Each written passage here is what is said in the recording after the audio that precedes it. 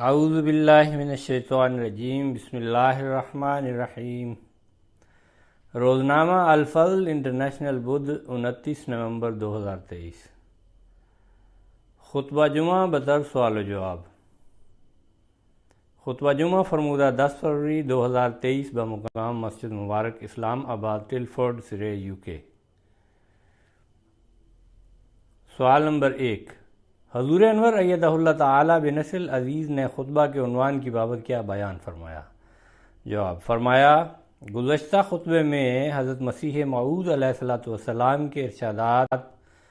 قرآن کریم کی عظمت اور اہمیت کے بارے میں بیان کر رہا تھا۔ آج اس سلسلے میں مزید کچھ پیش کروں گا۔ سوال نمبر 2، حضور انور ایدہ اللہ تعالی بنصر عزیز نے خطبہ کے آغاز میں تحفہ قیصریہ کی بابت کیا بیان فرمایا؟ جواب فرمایا، قرآن کریم کے فضائل اور اہمیت کو بیان فرماتے ہوئے اپنی تصنیف تحفہ قیصریہ میں جو ملکہ وکٹوریہ کی ڈائمنڈ جوبلی کے موقع پر آپ علیہ السلام نے تصنیف فرمائی تھی، جس میں ملکہ کو اسلام کا پیغام دیا تھا اور اسلام کی تبلیغ کی تھی، اس میں تحریر کرتے ہوئے آپ علیہ السلام فرماتے ہیں کہ قرآن عمیق حکمتوں سے پر ہے اور ہر ایک تعلیم میں انجیل کی نسبت حقیقی نیکی کے سکھلانے کے لیے آگے قدم رکھتا ہے، بالخصوص سچے اور غیر متغیر خدا کے دیکھنے کا چراغ تو قرآن ہی کے ہاتھ میں ہے۔ اگر وہ دنیا میں نہ آیا ہوتا تو خدا جانے دنیا میں مخلوق پرستی کا عدد کس نمبر تک پہنچ جاتا۔ سو شکر کا مقام ہے کہ خدا کی وحدانیت جو زمین سے گم ہو گئی تھی دوبارہ قائم ہو گئی۔ سوال نمبر 3، حضور انور ایدہ اللہ تعالی بنصر عزیز نے مخالفین اسلام کی طرف سے کی جانے والی توہین قرآن کی کیا وجہ بیان فرمائی؟ جواب فرمایا، اب کون تھا اس زمانے میں جس نے اتنی جرت سے قیصرہ ہند کو اس طرح کا یہ پیغام بھیجا ہو، اسلام کی تبلیغ کی ہو؟ آج یہی لوگ جن میں اتنی جرت نہ تھی کہ اسلام اور قرآن کریم کی عظمت بیان کرتے، ہمیں یہ کہتے ہیں کہ نعوذ باللہ حضرت مسیح موعود علیہ السلام یا جماعت احمدیہ قرآن کریم کی توہین کر رہی ہے، اور جو غیر مسلم ہیں وہ ان کی حرکتیں دیکھ کر اسلام کے مخالفت میں اس قدر اندھے ہو گئے ہیں کہ قرآن کریم کی عظمت کا رد تو کر نہیں سکتے، اس لیے دل کی تسکین کے لیے قرآن کریم کے نقصوں کو جلا کر اپنے دل کی بھڑاس نکالتے ہیں۔ جس طرح سویڈن میں یہ واقعات ہو رہے ہیں، اسکینڈینیوین ملکوں میں ہوتے رہے ہیں، پچھلے دنوں بھی ہوا، اگر مسلمان زمانے کے امام کو مان لیں اور قرآن کریم کی تعلیم کو سمجھتے ہوئے اس پر عمل کریں تو غیر مسلموں کو کبھی اس طرح قرآن کریم کی توہین کی جرت نہ ہو۔ اللہ تعالیٰ ہی ان لوگوں کو عقل دے۔ سوال نمبر 4،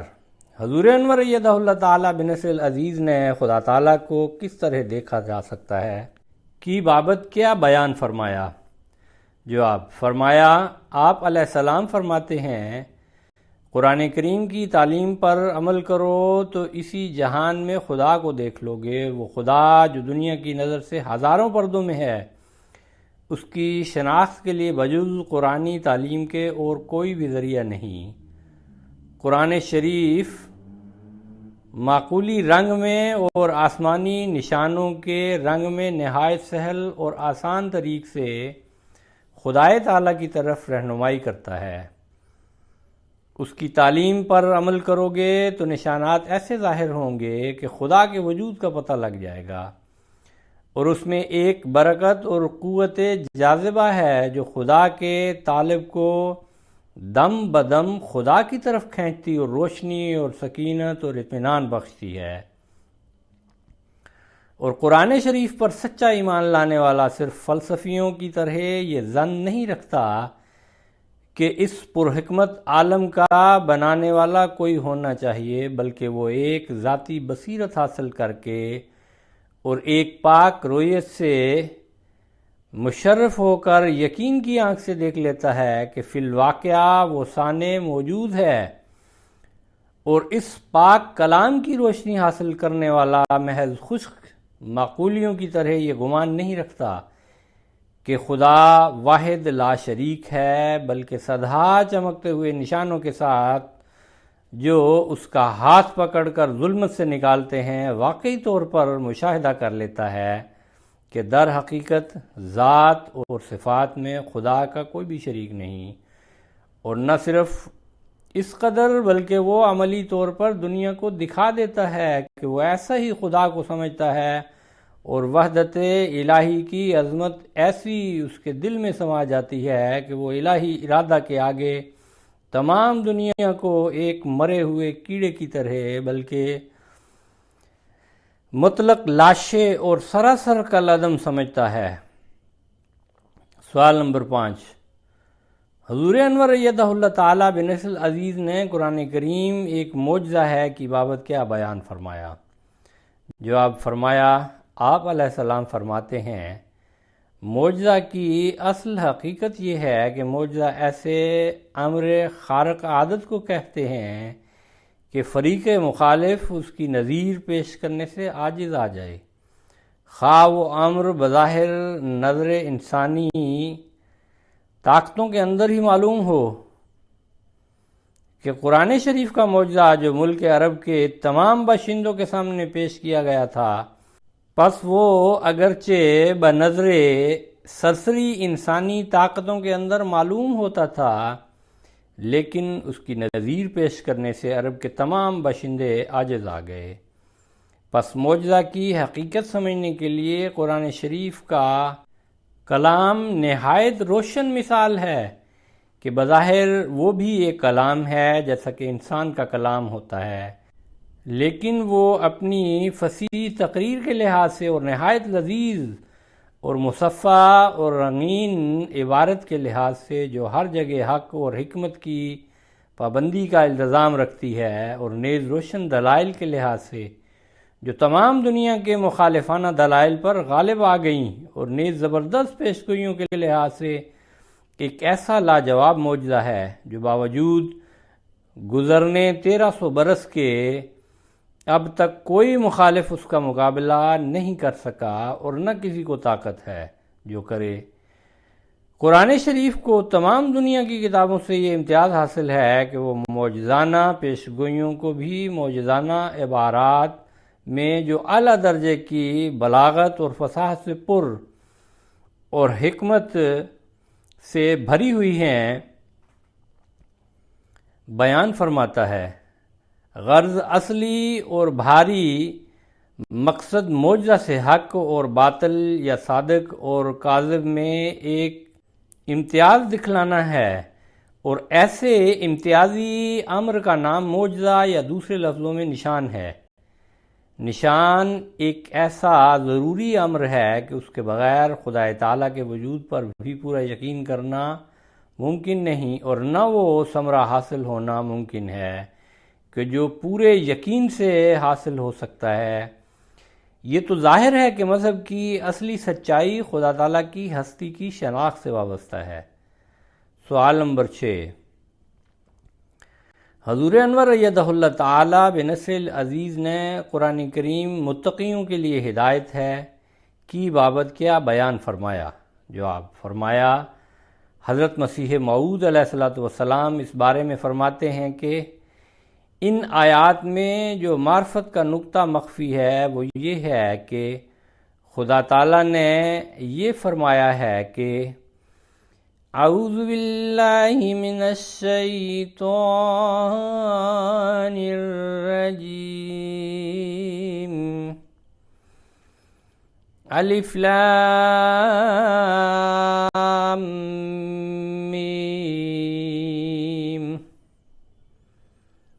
ذالک الکتاب لا ریب فیہ ھدی للمتقین۔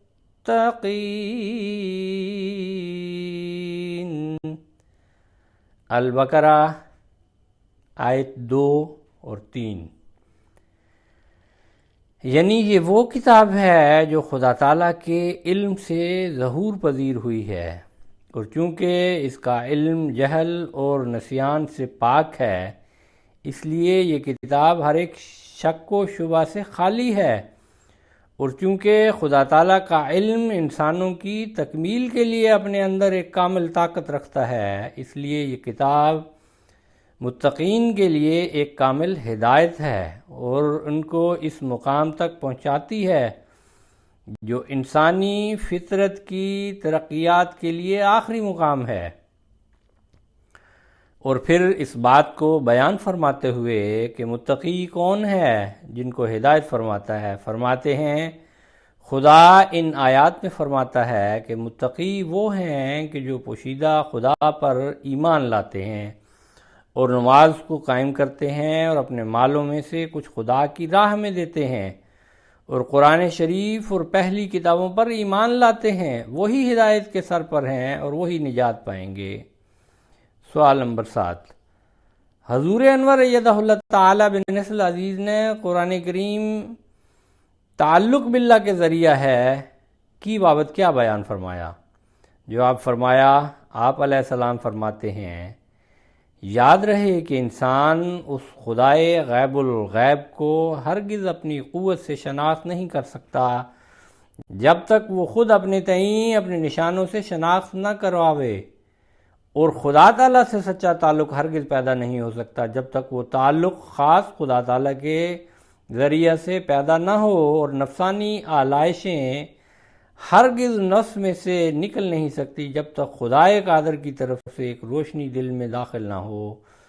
اور دیکھو کہ میں اس شہادت رویت کو پیش کرتا ہوں کہ وہ تعلق محض قرآن کریم کی پیروی سے حاصل ہوتا ہے۔ دوسری کتابوں میں اب کوئی زندگی کی روح نہیں، اور آسمان کے نیچے صرف ایک ہی کتاب ہے جو اس محبوب حقیقی کا چہرہ دکھلاتی ہے، یعنی قرآن شریف۔ پس قرآن کریم کی حکمتوں پر عمل کرنے سے خدا تعالیٰ کا چہرہ دیکھا جا سکتا ہے۔ سوال نمبر 8، حضور انور ایدہ اللہ تعالی بنصر العزیز نے قرآن کریم کے قصے دراصل پیش گوئیاں ہیں کی بابت کیا بیان فرمایا؟ جواب فرمایا، آپ علیہ السلام فرماتے ہیں جس قدر قرآن شریف میں قصے ہیں وہ بھی در حقیقت قصے نہیں بلکہ وہ پیش گوئیاں ہیں جو قصوں کے رنگ میں لکھی گئی ہیں۔ ہاں، وہ توریت میں تو ضرور صرف قصے پائے جاتے ہیں، مگر قرآن شریف نے ہر ایک قصہ کو رسول کریم کے لیے اور اسلام کے لیے ایک پیشگوئی قرار دے دیا ہے، اور یہ قصوں کی پیشگوئیاں بھی کمال صفائی سے پوری ہوئی ہیں۔ غرض قرآن شریف معارف و حقائق کا ایک دریا ہے اور پیشگوئیوں کا ایک سمندر ہے، اور ممکن نہیں کہ کوئی انسان بجز ذریعہ قرآن شریف کے پورے طور پر خدا تعالیٰ پر یقین لا سکے، کیونکہ یہ خاصیت خاص طور پر قرآن شریف میں ہی ہے کہ اس کی کامل پیروی سے وہ پردے جو خدا میں اور انسان میں حائل ہیں سب دور ہو جاتے ہیں۔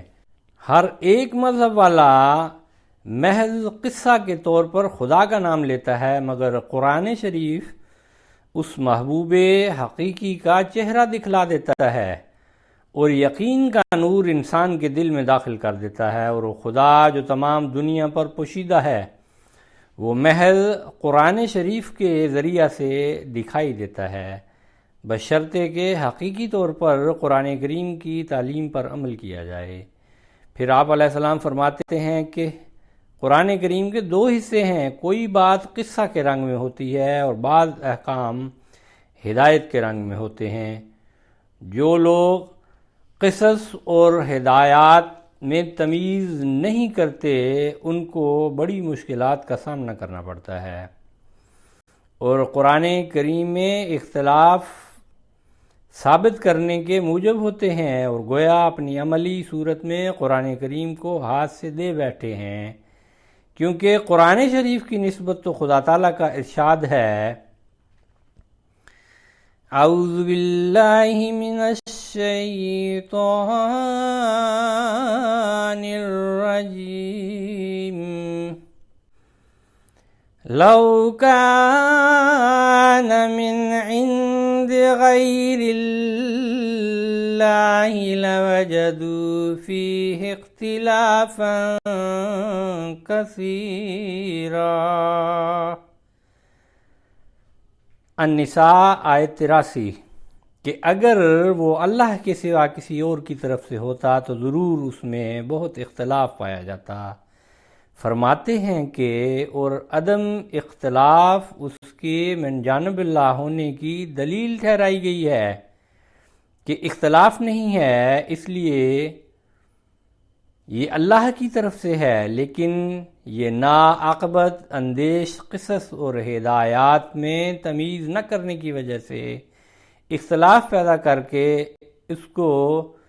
من عند غیر اللہ ٹھہراتے ہیں۔ افسوس ان کی دانش پر، جیسا کہ بیان ہوا تھا قصص پیشگوئیوں کے رنگ رکھتے ہیں، اور جو دوسرے احکامات ہیں ان کو اگر ملا کے بعض لوگ سمجھنے کی کوشش کرتے ہیں تو غلط فہمی میں پڑ جاتے ہیں، خود عرفان نہیں ان کو سمجھنے کا، اور جو تفسیر کی جائے اس پر تحریف کا الزام لگا دیتے ہیں۔